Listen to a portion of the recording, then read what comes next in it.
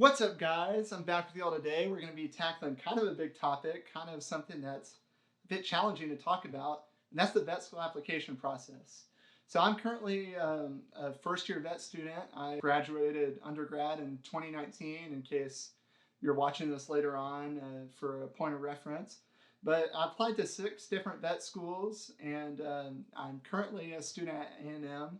I'm going to talk a little bit about my experience with all that. Please keep in mind as we go through this, everybody's application is different and there's no one size fits all for vet school. All right, guys, I'm leaving links down in the description below of some resources that I found helpful as I went throughout the process. As you watch this video, please consider liking and subscribing. It really helps me know what y'all like and helps me keep motivated, keep making more content for y'all. So stick around as I walk you through everything I did to prepare for the application and any tips and advice I have along the way.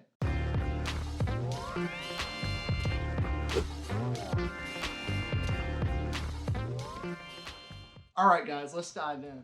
So I'm going to start out by really talking about what to expect from the application process before you even start. Some things that I really didn't know going into it. I got through it all right, but it would have been nice to know these things ahead of time. First, the process takes a very long time. There's a lot of detail that goes into it, a lot of work to apply, and especially if you're applying to different schools. The second thing is it's not free.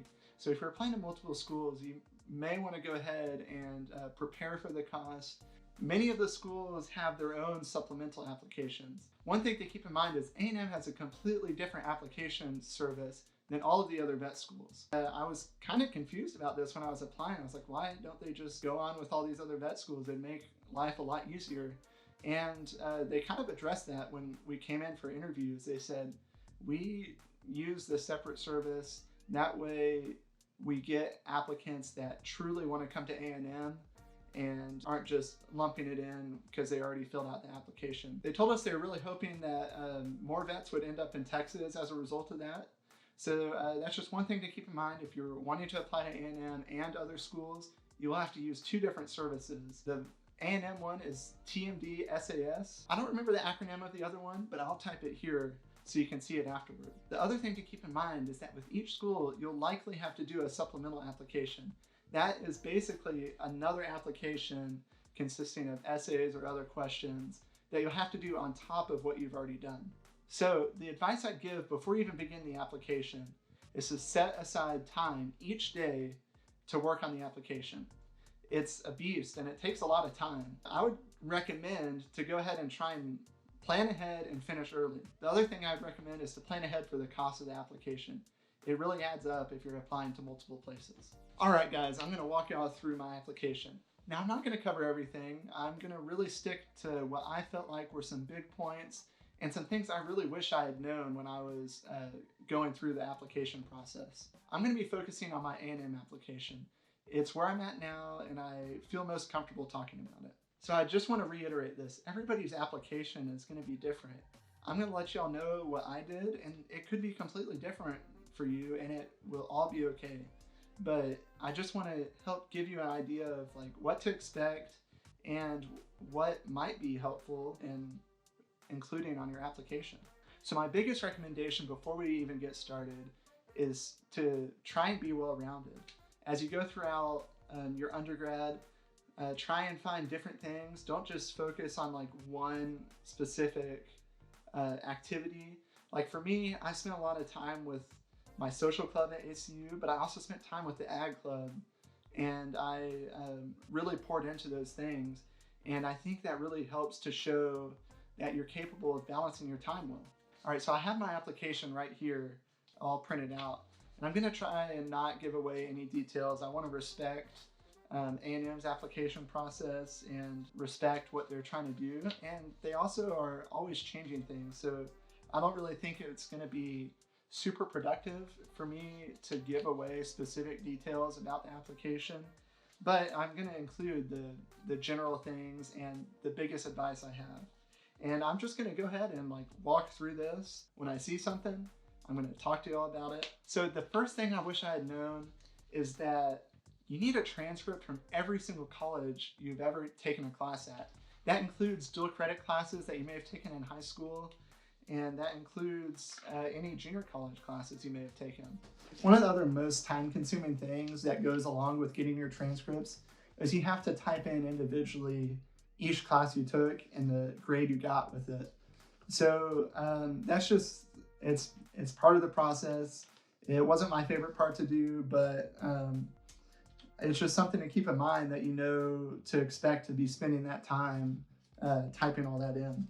Another tip before you begin is to be sure to save your application every time you do it.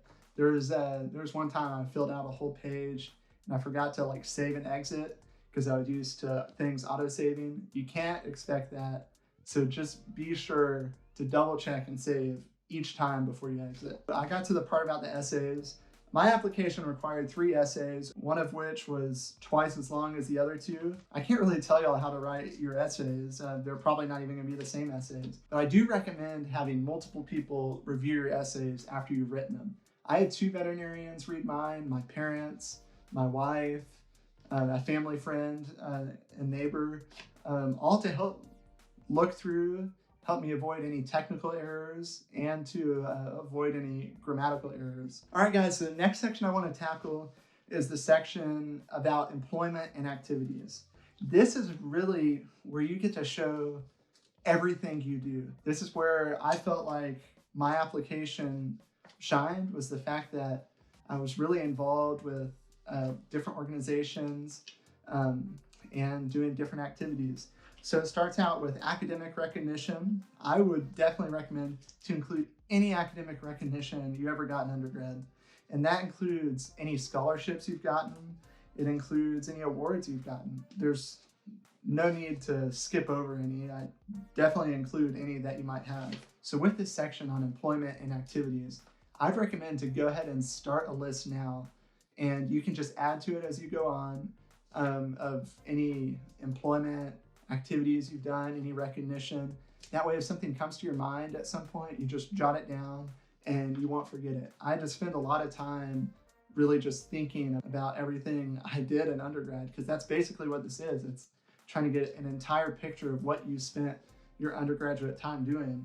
I really had to sit and think about everything I had done. And it really would have been easier if I had been keeping track the whole time. So I definitely recommend that. And then any non-academic recognition awards. One specific one came from my social club at ACU. It was an award I was like really proud of, but it's not something that anyone else would understand. So be sure with your descriptions and all of these that it paints a really good picture of what you actually were doing. You have a really limited amount of space with the description, so take advantage of the space you have and really try and paint a picture of what you actually were doing with each of these. So the next section I'll talk about is the community service activities. I had a officer position in my social club that really gave me an opportunity to organize community service. This is where I got to put that onto my application. So it's just another place that you don't want to leave anything out. All right, guys, so another surprising part of this section is leisure activities. And I hadn't really expected this to be any part of the application, but I really like this part because I got to really think about how I spend my free time. And I think it really builds a picture of who you are and how you spend your time. And it really shows the application committee that you can balance your time. It gives a full picture of how you spend your week. So, for example, in my leisure activities, I included woodworking, weightlifting, barbecue and cooking, gardening, fishing. All of these things were fun activities for me to do, but it really helps to show that you're not a one-dimensional person. You're not just good at the academics, that you're really a well-balanced person, that you know how to balance your time well, that you know how to take care of yourself and help manage your stress. I really enjoyed this. It was kind of funny because like I've been keeping a workout routine ever since I graduated high school, and I had to go back and think of like every hour that I've worked out. I kind of had to estimate it, but it was just kind of funny to go back and think about all the time I've spent doing things. It asks like hours per month that you do this and total hours. I really felt like this was a good opportunity to really show kind of who I was on my application. All right, so the next part is the veterinary supervised activities and the animal experience. So I included every job I've had at a vet clinic with the veterinary supervised activities. And I started working at a vet clinic after junior year of high school. I worked at one clinic, and then the next year I found a place to shadow, and I worked at that clinic every summer after that. By working at one place, it really helped me to grow because I felt comfortable in the environment. I felt like I could ask questions, and I felt like I was given more responsibility because people knew what to expect out of me. So another tip I have on this section is to really include what you did. There's a place for a description. So really, include what you did. Don't leave things out, even if it seems minuscule. Try and include it if you can. I can't really remember the specific number of hours that are required to even apply, but I'll leave a link in the description of the resources that I found helpful. So another point that I wasn't expecting to have to try and remember was with the animal experience, because I had labs out at the farm in undergrad, and I had to try and think about how many labs that we actually had out at the farm that we worked with animals. And that's time that you can apply to this. So they did include limits as far as pet ownership. For us, it was you could only add 100 hours of animal experience time with pet ownership, but I am into aquariums, so I included fish ownership as a part of that, especially since the only other animals we've ever owned are dogs. So that's one thing to keep in mind. All right, so this next section, you have to take everything you put on all the employment and activities, everything you've done in the past 4 years of undergrad. You had to put it in order of what you did. So like I started out including like the beginning date from basically when I was born, because we've always had a dog since I was born. And that's when my dog ownership started. But this really shows the chronological order of everything you've done. And it really took some time to think about. Just be sure to prepare for that time. So the next part I have advice on is the letters of recommendation. You can have 3 people write a letter of recommendation for you. It's kind of weird because you basically just type in their email and the application service handles everything. All right, so that wraps up everything in a nutshell about the application.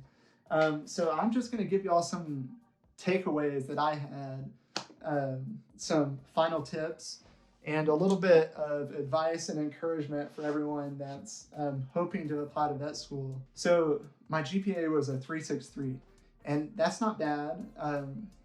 It kind of fell right near the average of the statistics, which I'll include a link down below if I can find it again. A&M releases the statistics of each vet school class, and it really gives you a good idea of where you stand. My GPA wasn't excellent either. It wasn't a 4.0. I even failed a class. I failed organic chemistry too. I had to retake it. And I say that to say it's okay. There's room for mistakes. And I think that in my application, it really showed that I was willing to stick with it, because I immediately went and retook it over the summer. I actually ended up, the second time I took it, getting an A, just because it finally clicked. I say that to say there is room for mistakes. You don't need to get down if you've failed a class. Just pick yourself back up and go at it again. And the other thing too that I think really helped balance out my GPA was the immense amount of time I spent doing my leisure activities, doing my community service activities, and my time with my social club. It really showed on my resume that I am doing all these things. I'm having to balance all this time, and I'm still getting pretty good grades. And I think that's really what you want to shoot for. It's okay if it's not perfect. In my case, all the activities I did helped to balance that out and to really show that I was taking care of myself. I was managing my stress. I was still enjoying life and maintaining decent grades. And I think that really stands out to the application committee. I can't really speak for them myself because I don't really know everything they do. But from when I was applying and my research, it seemed that they really did it by a points-based system. And I'll try and include that link in the description as well, just to help you compile your resources as you're hoping to apply. I really only have this information for A&M. All right, guys, I hope you enjoyed this video. If you did, please leave a like down below, and please consider subscribing. It really helps me out. It helps to keep me motivated to be making more content for y'all. If you have any questions at all, please leave them down in the comments below. I really enjoy responding to you guys with any questions you might have. And if you have any fellow people that might find this helpful, please don't hesitate to share this video with them. All right, so that is all for me. I will see y'all next time.